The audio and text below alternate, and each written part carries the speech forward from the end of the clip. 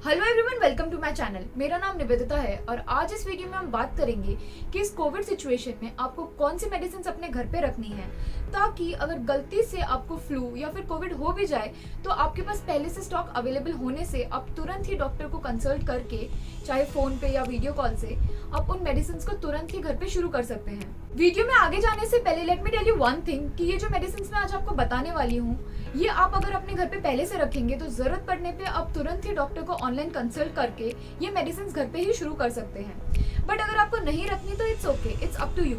लेकिन इस वीडियो को पूरा जरूर देखें ताकि आपको पता चले कि कौन सी मेडिसिन किस में और कब लेनी चाहिए।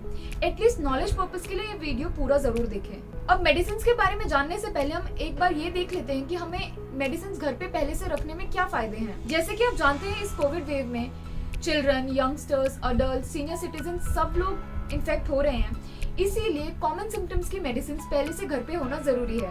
अगला, अगर आप किसी पॉजिटिव पर्सन के कांटेक्ट में आए हो या फिर आपकी रिपोर्ट पॉजिटिव आई है तो आप immediately preventive measures and symptomatic treatment घर पे ही शुरू कर सकते हो। जितना जल्दी आप ट्रीटमेंट शुरू करोगे उतने ही जल्दी वायरस का असर कम होगा। नेक्स्ट, जैसे कि आप अभी जानते हो, मार्केट में मेडिसिन का बहुत शॉर्टेज चल रहा है। जिस मेडिसिन की जब रिक्वायरमेंट होती है वो बहुत ज्यादा घूमने से मिलती है या फिर नहीं भी मिलती है। इसीलिए अगर पहले से हमारे पास स्टॉक अवेलेबल होगा तो हमें लास्ट मोमेंट पे भागादौड़ी नहीं करनी पड़ेगी। नेक्स्ट है कि अगर घर में किसी एक इंसान को इन्फेक्शन है तो उसके लिए मेडिसिन अरेंज करने की भागदौड़ में घर के बाकी मेंबर्स को भी इन्फेक्शन हो जाता है। इसीलिए आप मेडिसिन पहले से घर पे रखें। आप अपनी near by medical store, pharmacy में जाके जो भी मेडिसिन वहाँ पे अवेलेबल है वो ले लें। अगर नहीं है तो उसको पूछिए कि कब तक आएगी, एंड हो सके तो उनको होम डिलीवरी के लिए बोले, या फिर आप ऑनलाइन मंगवा सकते हो।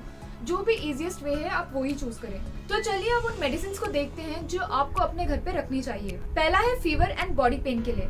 यूजुअली फीवर के साथ बॉडी पेन रहता ही है, इसलिए इसमें पैरासीटामोल एंड डोलो 650 रखनी है। ये आप दिन में 2 से 3 बार ले सकते हैं, लेकिन 4 से ज्यादा बार नहीं लेनी है। अगर स्टिल फीवर कम नहीं होता है देन मेफ्टिल या मेफ्टिल फॉर दी जाती है। आफ्टर दैट थर्ड चॉइस, जो कि बहुत रेयरली यूज में लेते हैं, वो है निमोसिलाइड। फीवर होते ही आप तुरंत डोलो या फिर पैरासीटामोल ले सकते हैं, लेकिन उसके तुरंत बाद आप डॉक्टर को जरूर कंसल्ट करें। अगला है कोल्ड या कफ हो तो आप चेस्टोन कोल्ड ले सकते हैं। इसके साथ आप ब्रिलिंटस सिरप भी ले सकते हैं। ये आपको 2 टेबलस्पून दिन में 3 बार लेनी है। अगर आपको ड्राई खांसी हो तो इसमें आप मॉनिटर एलआर ले सकते हैं। अगर आपको वेट खांसी हो तो इसमें आप ब्रोजेडिक्स ले सकते हैं। इसी के साथ आप कफ एंड कोल्ड में विक्स की गोली, हनीटस या फिर कॉप्सिल्स भी ले सकते हो।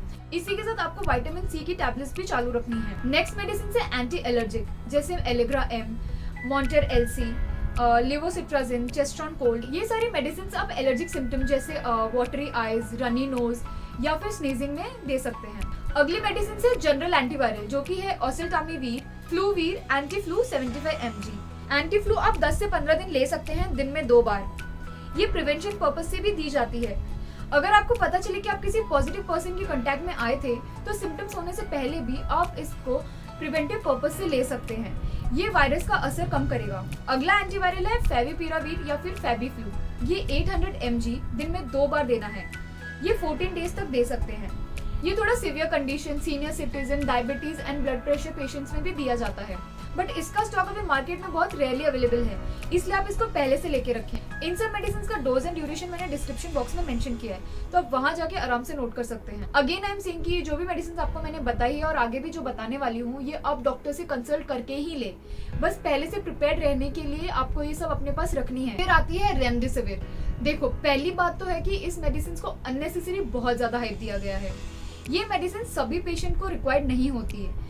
ये उन हॉस्पिटलाइज पेशेंट्स के लिए है जिनका O2 कम होता है, बट उतना कम भी नहीं कि उनको वेंटिलेटर की जरूरत हो। और भी कई सिम्टम्स एंड कंडीशन को देखकर ही दी जाती है, बट ये इन जनरल यूज नहीं करते हैं। इसको बस हाइप दे रखा है, so you don't need to buy this. इसीलिए सिम्टम्स या फिर कॉन्टैक्ट के डे 1 से ही खुद को अच्छे से ट्रीट करो। मेडिसिन लो, स्टीमिंग लो, गार्गलिंग करो, डाइट अच्छी रखो ताकि हॉस्पिटलाइज होने की जरूरत ही ना पड़े। अगली मेडिसिन है आइवरमेक्टिन 12 mg, जो कि एंटी पैरासाइटिक है, बट इसके अंदर एंटीवायरल प्रॉपर्टीज भी है।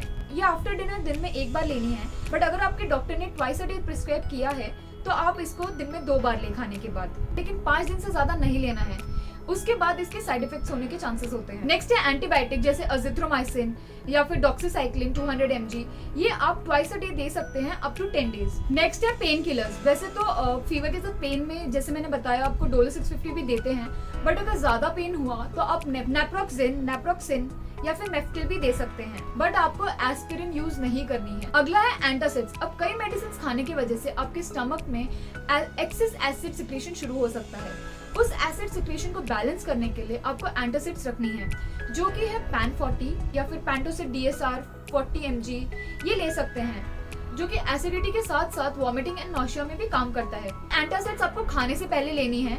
आप इसको दिन में 2 बार ले सकते हैं 5 दिन के लिए। फिर अगर कोविड में खाने में टेस्ट ना आ रहा हो, उसकी वजह से अगर आपको नॉशिया या वॉमिट जैसा फील हो रहा हो, तो आप उसमें वॉमिस्टॉप या फिर पैंटासिड DSR ले सकते हैं। डायरिया के लिए आप अपने घर पे ORS पाउडर के पैकेट्स रख सकते हैं। डाइजेशन प्रॉब्लम में आपके लिए एंटेरो जर्मेनिया वाइल यूजफुल है। आपको भूख नहीं लग रही हो तो आप उसके लिए एक्टिवेट सिरप ले सकते हैं। फिर है अगर लंग्स में ब्लॉकेज या फिर कंजेशन हो तो उसके लिए पल्मो क्लियर यूजफुल है, जो कि नाम से ही आपको पता चल रहा है, पल्मो क्लियर।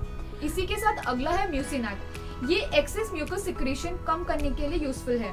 इसमें म्यूकोलाइटिक प्रॉपर्टीज होती है, जो कि आपके म्यूकस को थिन करके बॉडी से निकालता है। अगला है एफ्लो। इसमें म्यूकोलाइटिक प्रॉपर्टीज होती है और ये ब्रोंकोडाइलेटर है। ये आप एज अ प्रिवेंटिव पर्पस भी यूज कर सकते हैं। नेक्स्ट आता है स्टेरॉइड, जो कि बहुत सारे हैं, जैसे डेक्सामेथासोन 6 mg पर डे ले सकते हैं, prednisolone 10 mg twice a day ले सकते हैं, methyl prednisolone 8 mg twice a day ले सकते हैं, डेफकॉट एंड हाइड्रोकॉर्टिजिन भी ले सकते हैं, ओमनिकॉर्टिल 20 mg वंस अ डे ले सकते हैं फॉर 10 डेज। आपको स्टेरॉइड्स कब देने हैं? जब O2 लेवल परसिस्टेंटली कम हो रहा हो, तब डॉक्टर को बता के उनके एडवाइस से आप स्टेरॉइड्स दे सकते हैं। बियॉन्ड 5 to 7 डेज अगर फीवर 100, 102 से ऊपर है, परसिस्टेंटली कफिंग हो रही है, या फिर सेकेंड वीक ऑफ ट्रीटमेंट में अगर CRP लेवल इंक्रीज हो रहा है, तो उसमें भी स्टेरॉइड्स दे सकते हैं। फिर है अगर किसी को ब्लड क्लॉट हो तो ब्लड थिनिंग के लिए एलिक्विस 2.5 mg देते हैं। अगला है वीकनेस के लिए आप इंजेक्शन ऑप्टिन्यूरॉन 1 एम्प्यूल लेकर रख सकते हो। ये IM देते हैं फॉर 3 डेज, बट आपको इसको सेल्फ इंजेक्ट नहीं करना है। फिर लो प्लेटलेट काउंट के लिए आप पपाया लीफ एक्सट्रैक्ट रख सकते हो। अगला आता है which is very important, vitamin C। ये आप कोविड प्रिवेंशन के लिए दिन में 2 बार खाएं एंड ट्रीटमेंट के लिए आप इस टैबलेट को दिन में 3 से 4 बार भी दे सकते हैं, बट अगर ज्यादा भी लिया तो कोई नुकसान नहीं है। ये आप नेचुरल फॉर्म में भी कंज्यूम कर सकते हैं, जैसे लेमन जूस, ऑरेंज जूस, या फिर कीवी एंड आंवला जूस भी ले सकते हैं। इसके बाद आता है जिंकोविट, जिसमें जिंक एंड मल्टीविटामिन होते हैं। ये आप रात में सोते समय डिनर के बाद एक ले सकते हैं फॉर 2 मंथ्स। ये प्रिवेंशन पर्पस में 50 mg आफ्टर डिनर एक गोली लेते हैं इन अडल्ट्स, एंड बच्चों में इसको 20 mg के ऊपर नहीं देते। वहीं ट्रीटमेंट में इसका डोज डबल कर देते हैं। अगला है vitamin D 60,000 unit weekly 2 months के लिए दिया जाता है। आप कैल्शियम की एक गोली डेली ले सकते हो। इसी के साथ अगर आपको कोई मल्टीविटामिन, न्यूट्रिएंट सप्लीमेंट्स लेने हैं तो वो भी आप ले सकते हो। अगला है बीटाडीन गागल लाके उससे आपको गागलिंग करनी है। अगर वो नहीं अवेलेबल है तो आप उसकी जगह गर्म पानी में नमक डाल के उससे गागलिंग कर सकते हैं। चाहे कोविड हो या ना हो, आपको ये दिन में 1 से 2 बार पक्का करना है। अगला है आपको स्टीम लेना है। अगर आप स्टीमर लाके स्टीम ले रहे हो तो अच्छा है, अगर नहीं ले रहे तो आप कोई भी वेसल ले लो, उसमें गर्म पानी रख के ऊपर बेडशीट से या फिर कोई भी कपड़े से ढक के आपको स्टीम लेनी है। अगर आपको कोविड है तो आप 2 से 4 बार स्टीम ले सकते हैं, और अगर आपको प्रिवेंशन पर्पस से करना है तो आप दिन में 1 से 2 बार स्टीम पक्का लें। अगर इन सब की वजह से आपके मुंह में ड्राइनेस हो रही है तो आप ग्लिसरीन अप्लाई कर सकते हैं, और आपको बहुत सारा पानी पीना है। आपको माउथ की ड्राइनेस अवॉइड करनी है। अगला है आपके पहले से कोई भी मेडिसिन चल रही हो किसी भी डिजीज से रिलेटेड, चाहे वो शुगर हो, ब्लड प्रेशर हो या कोई भी हो, तो आप अपने डॉक्टर से प्रिस्क्रिप्शन में ज्यादा ड्यूरेशन की दवाई लिखवा कर ले आइए, ताकि आपको बार बार जाके लाना ना पड़े और आपका जो डिजीज है वो भी कंट्रोल में रहे। अगला आप इम्यूनिटी के लिए गिलोय टैबलेट्स, अश्वगंधा, गिलोय स्वरस, च्यवनप्राश, आंवला जूस, काढ़ा, हर्बल टी, सिनेमन टी, या जो भी बहुत सारे इम्यूनिटी बूस्टिंग चीज़ें अवेलेबल है मार्केट में, जैसे टैबलेट, सिरप, पाउडर, जो भी अवेलेबल हो वो आप अपने पास लाके रख सकते हैं। इसके साथ आपको आपके घर में thermometer, pulse oximeter, BP machine and steamer भी रखना है। साथ ही आपको आपके घर में mask, disposable gloves, disposable bags and sanitizer का भी एक्स्ट्रा स्टॉक रखना है। एंड साथ ही आप अपने near by doctor, lab, pharmacy and O2 suppliers का भी नंबर रखें, ताकि जरूरत पड़ने पे आप तुरंत उनको कांटेक्ट कर सकें। इन सब मेडिसिन के साथ आपको प्रोटीन, न्यूट्रिएंट रिच डाइट रखनी है, ताकि आपकी बॉडी वीक ना हो। वीक बॉडी में वायरस का असर बढ़ सकता है। साथ ही आपको बहुत सारा पानी पीना है ताकि आपको माउथ एंड थ्रोट ड्राई ना हो। जो भी मेडिसिन मैंने आज आपको बताई है वो मैंने नीचे डिस्क्रिप्शन बॉक्स में अच्छे से लिख दी है, अगर आप चाहो तो वहां से नोट कर सकते हो। याद रखिए कि इस कोविड सिचुएशन में हमें अपनी हेल्थ को लाइटली नहीं लेना है।